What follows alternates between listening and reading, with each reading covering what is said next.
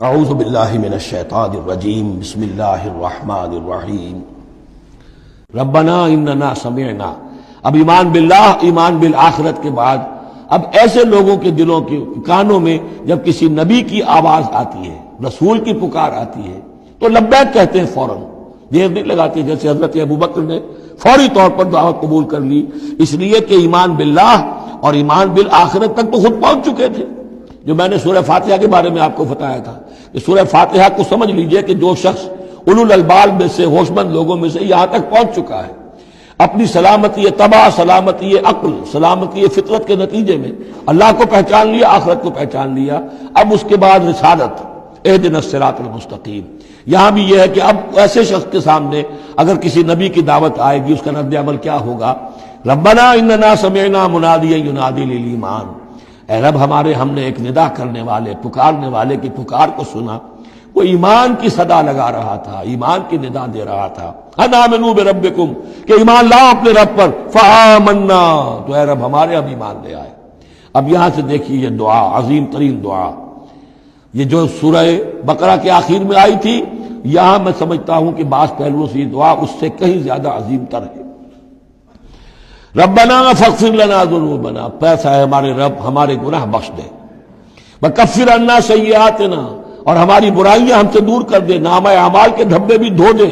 اور ہمارے دامن کردار کے جو داغ ہیں ان کو بھی صاف کر دے، وتوفنا مع الابرار، اور ہمیں وفات دیجو اپنے نیکوکار وفادار بندوں کے ساتھ۔ ربنا وآتنا ما وعدتنا علی رسلک، اور اے رب ہمارے،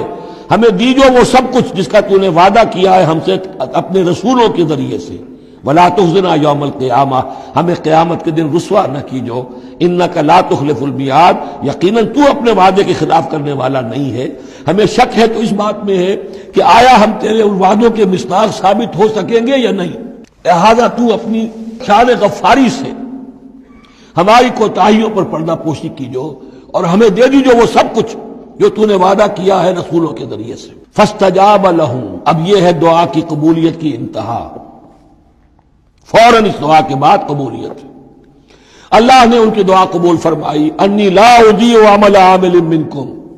کہ میں تم میں سے کسی عمل کرنے والے کے کسی عمل کو ضائع کرنے والا نہیں ہوں، من ذکر او انثی، خواہ وہ مرد ہو خواہ عورت، بعضکم من بعض، تم ایک دوسرے ہی میں سے ہو، ایک ہی باپ کے نطفے سے بیٹا اور بیٹی، اور ایک ہی ماں کے رحم میں پلی ہے بیٹی بھی اور بیٹا بھی۔ فالذین ہاجروا، تو میرے وہ بندے، اور اے میرے وہ بندوں جنہوں نے یہ کام کیے میرے لیے، فالذین ہاجروا، جنہوں نے ہجرت کی، واخرجوا من دیارہم، جو اپنے گھروں سے نکال دیے گئے، واوذوا فی سبیلی، جنہیں میری راہ میں ایذائیں پہنچائی گئیں، وقاتلوا، اور انہوں نے میری راہ میں جنگ کی، وقتلوا، جانیں بھی دے دی، قتل ہو گئے، لَأُكَفِّرَنَّ عَنْهُمْ سَيِّئَاتِهِمْ، کوئی شک ہی نہیں، لازماً میں ان سے ان کی برائیوں کو دور کر دوں گا، ان کے نامہ اعمال میں کوئی دھبے ہوں گے انہیں بھی دھو دوں گا، وَلَأُدْخِلَنَّهُمْ جَنَّاتٍ تَجْرِي مِن تَحْتِهَا الْأَنْهَارُ، اور لازماً داخل کروں گا انہیں ان باغات میں جن کے نیچے نہریں بہتی ہیں، ثوابا من عند اللہ، اور یہ بدلہ ہوگا اللہ کے پاس سے، واللہ عنده حسن الثواب، اور یقیناً اچھا بدلہ اللہ ہی کے پاس ہے۔ اب اس کے بعد جو 4 آیتیں رہ گئی، 5 آیتیں، یہ پھر ایک کنکلوڈنگ ہے تمام پر، کیونکہ اس وقت اس صورت میں کچھ یہود کا ذکر ہوا، نصارہ کا، اہل کتاب کا، اہل ایمان کا، مشرکین کا بھی۔ لا یغرنک تقلب الذین کفروا فی البلاد، اے نبی صلی اللہ علیہ وسلم، یہ کافر جو بھاگ دوڑ کر رہے ہیں ادھر سے ادھر، ادھر سے ادھر، اور سازشیں کر رہے ہیں اور جمعیتیں فراہم کر رہے ہیں اسلام کو ختم کرنے کے لیے، اس سے آپ دھوکے میں نہ آئیں، ان کی طاقت کے بارے میں کہیں آپ مروب نہ ہو جائیں۔ لا یغرنک تقلب الذین کفروا فی البلاد متاع قلیل، یہ ہم نے تھوڑی دیر کے لیے انہیں ساز و سامان دے دیا ہے، ثم مأواہم جہنم، پھر ان کا ٹھکانہ جو ہے وہ تو جہنم ہی ہے، وبئس المہاد، اور وہ بہت برا ٹھکانہ ہے۔ لیکن الذین اتقوا ربہم، اس کے برعکس جن لوگوں نے اللہ کا، اپنے رب کا تقوی اختیار کیا، لہم جنات تجری من تحتہا الانہار خالدین فیہا، ان کے لیے باغات ہوں گے جن کے دامن میں ندیاں بہتی ہوں گی، ان میں وہ ہمیشہ ہمیشہ رہیں گے، نزلا من عند اللہ، اور یہ بھی ابتدائی مہمان نوازی ہوگی اللہ کی طرف سے، نزل، وما عند اللہ خیر للابرار، اور مزید جو اللہ کے پاس ہے وہ بہت بہتر ہے نیکوکار لوگوں کے لیے. یہ نوٹ کر لیجئے جو میں نے وہ حدیث کے الفاظ بار بار سنائے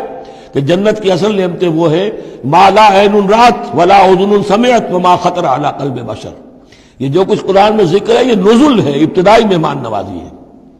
وَإِنَّ مِنْ أَهْلِ الْكِتَابِ لَمَنْ يُؤْمِنُ بِاللَّهِ وَمَا أُنزِلَ إِلَيْكُمْ، اور اہل کتاب میں وہ بھی ہیں، اچھے لوگ بھی ہیں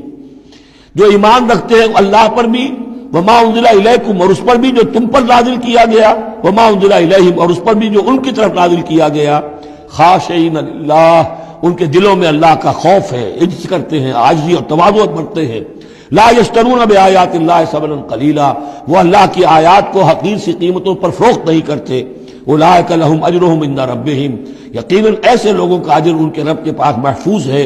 ان اللہ سریع الحساب، یقیناً اللہ تعالی حساب لینے میں دیر نہیں لگاتا. آخری آیت پھر بہت جامع ہے. یا ایھا الذین آمنوا، اہل ایمان، اصبروا، صبر کرو، وصابروا، صبر میں اپنے دشمنوں سے بڑھ جاؤ. مصابرت جو ہے باب مفاعلہ، اس میں مقابلہ آتا ہے. ایک تو ہے صبر کرنا، ایک صبر وہ بھی تو کر رہے ہیں. ان یمسسکم قرح فقد مس القوم قرح مثلہ، تمہیں چرکا آج لگا ہے، ایک سال پہلے انہیں چرکا لگا تھا، 70 مارے گئے تھے، اور وہ ایک سال کے اندر پھر آگے چڑھائی کر کے، تو تم اپنا دل جو ہے غمگین کر کے کیوں بیٹھے ہوئے ہو؟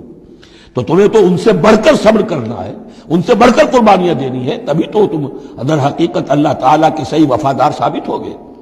یا ایھا الذین آمنوا اصبروا وصابروا ورابطوا، رابطوا مرابطہ جو ہے پہرے کو بھی کہتے ہیں، اور یہ کہ ربط، نظم، ڈسپلن،